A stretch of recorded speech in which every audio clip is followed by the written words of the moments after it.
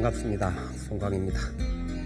이 시간에는 열의 10호 부분을 살펴드리도록 하죠. 열의 10호라고 하는 말은 열의 10가지 존칭, 이런 말이 되겠습니다. 이 열의 10가지 존칭이란 말을 잘 이렇게 음미를 하셔야 됩니다. 부처님에 대한 존칭을 이제 그 대성경전에 이렇게까지 쭉 이렇게 보면서 이제 정리가 되지는 부분을 보면은 바로 이 열의 10호로 정리가 되어집니다. 그런데 이 존칭을 부처님의 10호라 하지 않고 열의 10호라 한 점을 항상 잘 생각을 해야 될 겁니다. 우선 10호 부분을 한번 짚어볼까요? 열의 10호 우리가 외울 때 열의, 우리가 보통 이제 열의부터 시작하죠. 열의, 응공, 정변지, 명행족, 선서, 세간의, 무상사, 조장부, 천인사, 불 10개가 찾는데 아직 하나 남았습니다. 이게 세존 하다 보니까 11가지가 됐어요. 왜 11가지인데 왜 열의 10호라 하느냐? 그러니까 어떤 이들은 이제 9개까지 딱 짚어보고는 마지막 하나가 남았는데 불, 세존 2명호가 있단 말이에요. 그래서 불세존 이래 버립니다. 그러면 경전에서 불세존을 항시 병행해서 동시에 썼느냐? 그렇지가 않습니다. 우리가 금강경만 보더라도 열애라고 하는 표현, 불이라고 하는 표현, 세존이라고 하는 표현이 따로따로 사용되고 있습니다. 그래서 불이란 존칭과 세존이란 존칭을 같이 묶어서 그냥 가서는 곤란하죠. 그러면 이게 좀 11가지가 되었다. 문제는. 근데 제가 처음에 이것이 열애의 10호라고 하는데 주의를 해야 된다 그랬습니다. 다시 말해서 열애라고 하는 표현과 다른 표현 10가지라고 보면 되는 겁니다. 그러니까는 10호를 해야 할 때는 열애 부분은 따로 빼놔야 되는 거죠. 그러면 응공에서부터 들어가면은 이것이 가지수가 맞게 됩니다. 그러면 왜 이렇게 열애를 따로 빼야 되는가? 왜 그런 필요성이 있는가 하는 부분입니다. 그것은 이제 열애라고 하는 존칭에 대해서 살펴보면은 이것이 부처님의 여러 명호 가운데서 가장 대표격인 하나의 총칭으로서 사용되어지는 것을 볼 수가 있습니다. 열애라고 하는 것은 법화경 같은데 여러 수기를 이렇게 할 때 반드시 제일 앞에 선두에 놨습니다. 열애가. 그리고 보편적으로 열애라고 하는 그 존칭을 많이 쓰고 있는데 우선 그 열애라고 하는 존칭이 총칭이 되는 대표격이 되는 부분에 대해서 먼저 좀 설명을 드려보도록 하겠습니다. 우리가 이제 한자로 쓸 때는 열애 그렇게 쓰죠. 열애.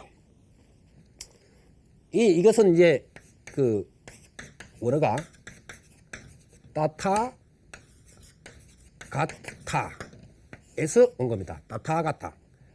이 따타 가타가 근데 어떻게 이게 조합이 됐느냐에 따라서 이 뜻이 좀 달라집니다. 보통 이것을 3가지 정도로 이렇게 보는데 이게 뭐 지금 뭐 문법 하는 시간은 아닙니다만 이걸 분석할 때 그렇게 분석하니까 여기서 설명을 드리겠습니다. 이 장모음 부분이 앞에 단어와 뒷 단어가 합칠 때 이게 3가지가 바로 장모음 로 그냥 나오는 경우가 있습니다. 첫 번째가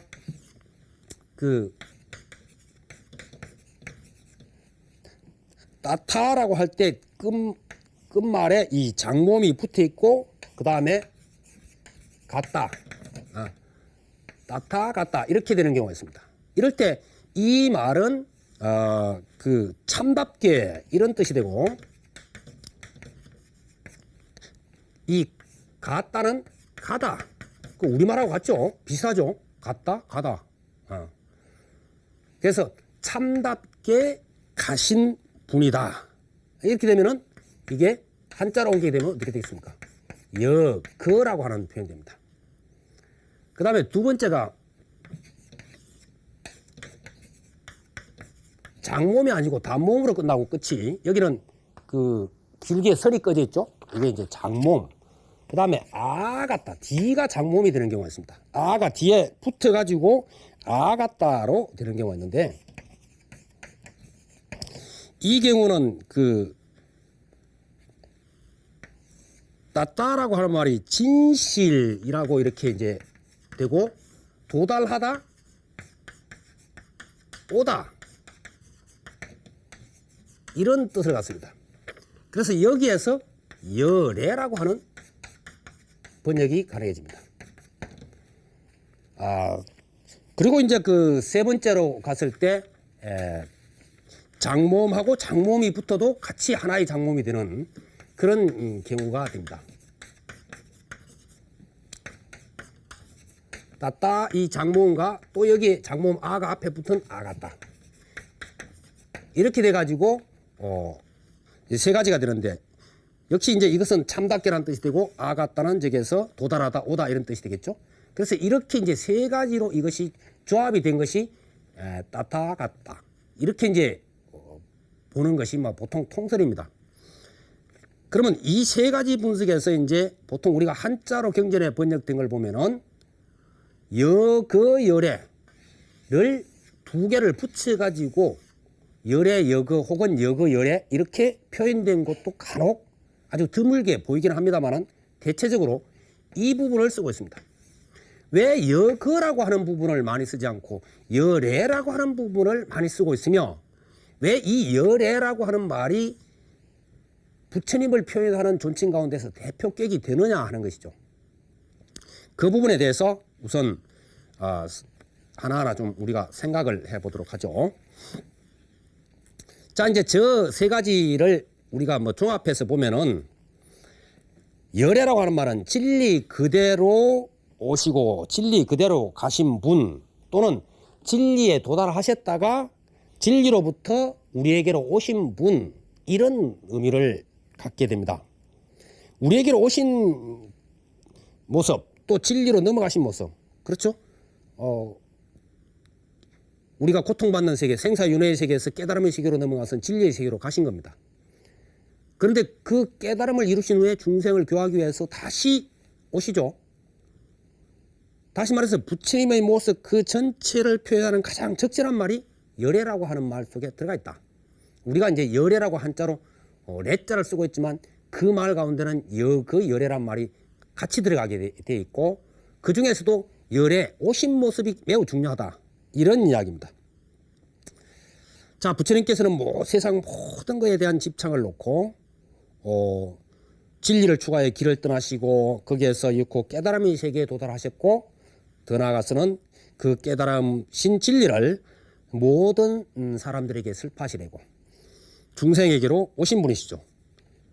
여기에서 바로 열애가 이제 그 총칭이 된다고 하는 것인데,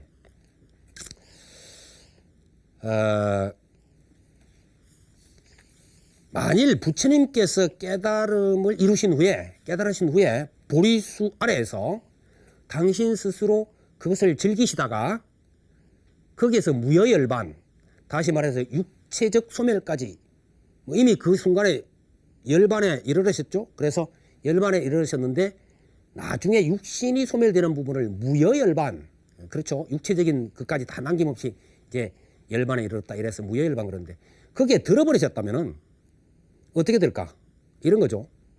그렇다면은 그 우리가 지금 불교를 공부하는 이런 것이 불가능해졌을지도 모릅니다. 물론 이제 다른 부처님이 나타나셔서 가능했을런지 모릅니다만은 적어도 서가모니 부처님은 아니다, 이런 이야기가 되죠.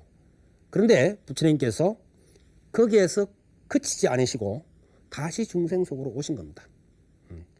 중생이기 때문에 중생 속으로 오신 것이 아니라 중생의 모습을 벗어났지만 이제 중생들에게 중생 아닌 진짜 모습을 일깨워 주기 위해서 다시 오신 것이죠. 그래서 진리의 세계로부터 오셨다, 이런 것이죠. 때문에 서가모니 부처님의 생애가 우리 곁으로 오심을 해서 그대로 빛이 된 것이다, 이런 이야기입니다.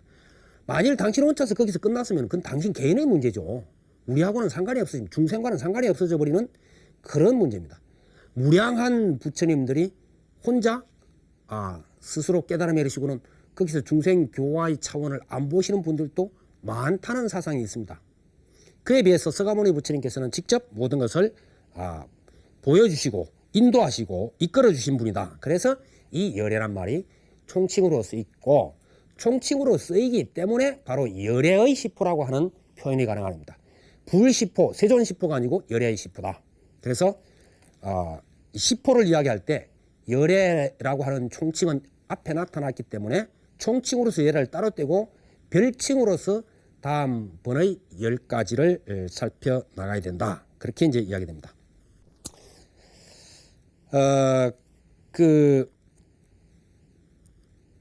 부처님께서 깨달음의 세계로부터 중생 속으로 다시 오셨다라고 하는 이것은 바로 우리가 알고 있는 불교 역사가 시작되어지는 것이고, 또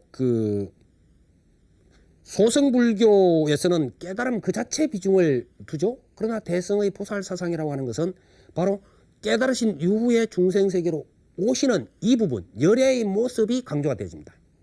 그래서 거기에서 자비행, 그때부터는 자비행이죠. 자비행의 실천이 보살사상에서는 강조되고 있다. 이렇게 보면 되겠습니다. 한 예를 들어서 아주 항상 안개에 쌓여 있는 소위 산 밑에 사는 사람들로서는 그 산 정상을 한 번도 본 적이 없고 안개가 그치지 않기 때문에 그 산에 도대체 어떤 모습을 하고 있고 무엇이 살고 있고 어떤 형상인지를 전혀 모르는 산이 있다고 치죠. 그 산 주변에 사는 사람들이 전부 다 그 산에 대해서 두려워하고, 야, 항상 저 안개가 쌓여있는 저 산은 신이 사시는 곳일 것이야. 저기에 들어가면은 또 어마어마한 맹수가 있을지도 몰라. 그러니 우리가 들어가면은 잘못하면 다 죽는다. 그러니 두려워하고 신의 제사를 지내고 산의 제사를 지내고 하면서 감히 들어가서 살펴볼 엄두를 못 내는데, 어떤 사람이 용기를 내서 그 산에 직접 들어가서 안개를 뚫고 들어가 보니까 안개는 산 중턱에 걸려 있고 그 턱 넘어서니까 무릉도원이 전개된단 말이죠. 야, 그 산에는 참 기름진 그런 땅, 거기에 옥수, 맑은 물, 새들이 지저귀고 또 나무에는 열매가 주렁주렁 달려 있고, 이제까지 사람들이 살던 세계와는 비교가 안 되는 멋진 곳이다.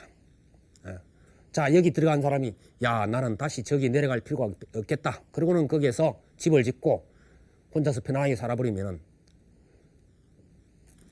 아래에 있던 사람들은 그 봐라, 저기 들어가면 죽는데 그 사람 괜히 만용을 부려서 들어갔으니 결국 죽고 못 나왔다. 그리고는 더욱더 신의 제사 지내고 신에 매달리고 그랬을 겁니다. 그러나 이 용기 있는 사람이 나와서 그걸 가르쳐주죠. 야, 우리가 이런 척박한 곳에서 1년 내도록 땀 흘려 농사 지어봤자 이거 뭐 휴학도 별로 없는 여기에 할 것 없다. 저 산 안개를 뚫고 들어가 보니까 거기는 정말로 비교가 안 되는 좋은 세계가 있더라. 우리 그쪽으로 가자.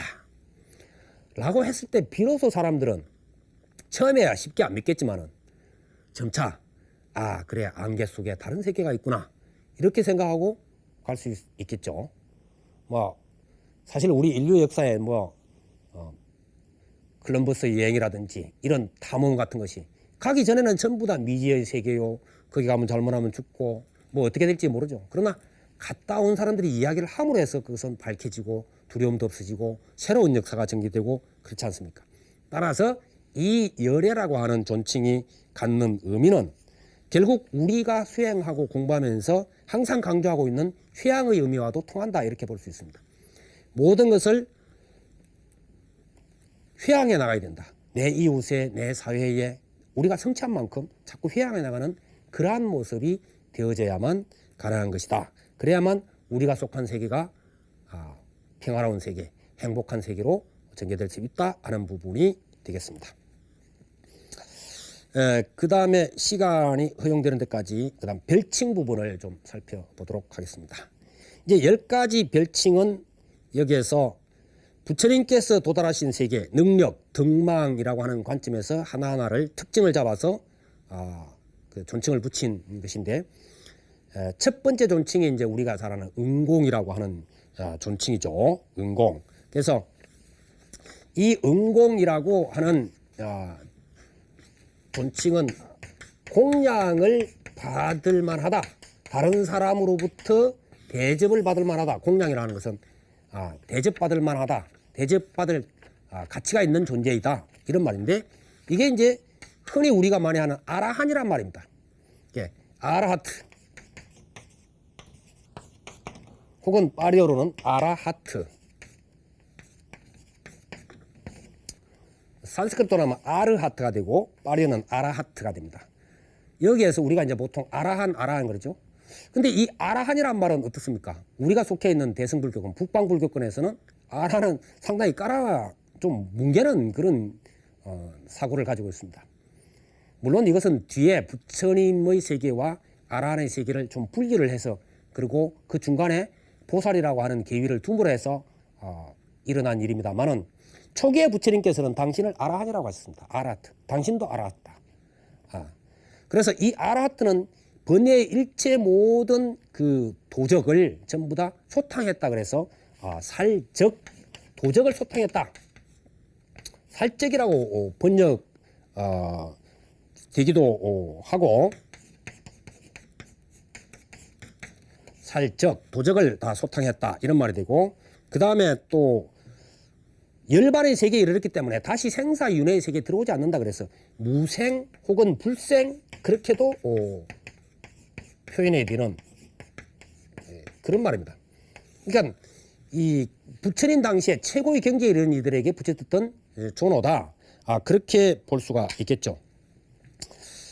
그리고 이제 진리의 세계에 도달하셨다. 그래서 응신 이런데 이제 이거 우리가 정각 이야기할 때 응진전 살펴봤죠. 나한전, 응진전.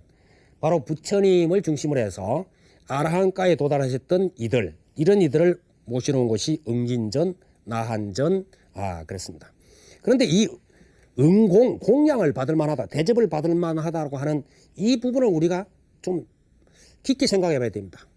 예컨대, 자, 이게 부부 간에도, 남편이 애써서 돈을 벌어다 줬다. 그러면 집에서, 가사일을 하는 아내 입장에서 내가 이 돈을 내 마음대로 쓸 만큼 나는 충분히 최선을 다하고 있는가? 또 남편은 남편대로 내가 아내에게서 헌신적인 이런 내조를 받을 만큼 나는 잘하고 있는가? 자식은 자식대로 야 나는 그 부모님이 나에게 이렇게 해주시는 부분에 대해서 나는 정말 자식으로서 뭘 하고 있는가? 부모는 부모대로 자식에게 존경받을 만한 그런 일을 하고 있는가? 아니면 내가 회사에서 어떤 그 보수를 받은 만큼 나는 회사에 잘하고 있는가? 나는 내 이웃에게서 받은 만큼 이웃에게 잘하고 있는가? 등등을 살펴봄으로 해서 우리는 훨씬 더 우리가 속하고 있는 이 세계를 멋있게 만들 수 있는 것 아닌가 이렇게 생각됩니다. 그래서 넉넉한 세계를 만들어가는 그러한 비밀이 바로 응공이라고 하는 말 속에 들어있지 않나 그렇게 생각이 되집니다. 다음 시간에 별칭 부분을 이어서 설명드리도록 하겠습니다. 여러분 성불하십시오.